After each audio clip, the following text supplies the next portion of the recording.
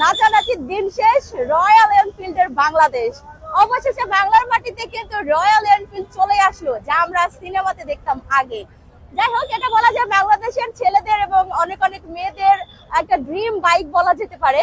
So আজকে আমি হচ্ছে কি রয়্যাল এনফিল্ড দেখার জন্য চলে আসছিলাম, বাট এখানে আসার পর আমার কাছে লাগতেছে আমি চিড়িয়াখানার সামনে আছি।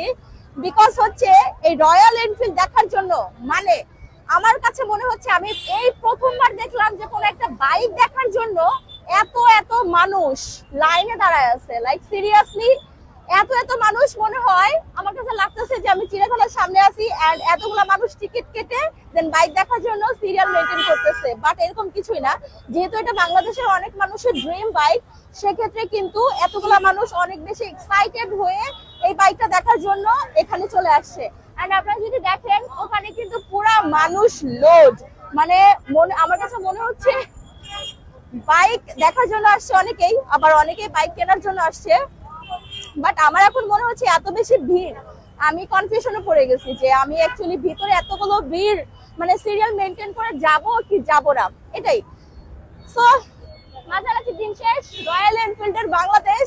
এখন দেখা যাক বাংলাদেশের মানুষ আসলে মানে নাচানাচির সাথে আর হচ্ছে গিয়া রয়্যাল এনফিল্ডের সাথে অনেক বেশি কম্পেয়ার করতেছে। বাট আমার কাছে মনে হয় যেহেতু আমরা রাইড করি না এখনো বাংলার মাটিতে, তো আমাদের বাংলাদেশের রাস্তার অবস্থা, সেক্ষেত্রে তো আমাদের 155 সিসি চালানোটা অনেক বেশি মুশকিল হয়ে যায়। আর সেখানে হচ্ছে 350 সিসির যে বাইক, দাম কম হলেও অ্যাকচুয়ালি বলে না মোটা হলেই দারোগা হয় না, ঠিক এরকম। তো আমার মনে হয় না রাইড করে না ব্যবহার করে অ্যাকচুয়ালি এইভাবে কম্পেয়ার করাটা ঠিক হবে না।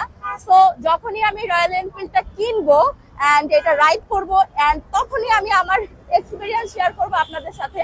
বাট আজকে মনে হচ্ছে ভিতরে গিয়ে আর রয়্যাল এনফিল্ডে বসে ছবি ভিডিও করা সম্ভব হবে না, বিকজ যে পরিমাণে মানুষের সিরিয়াল একদম লাস্ট মাথা অব্দি।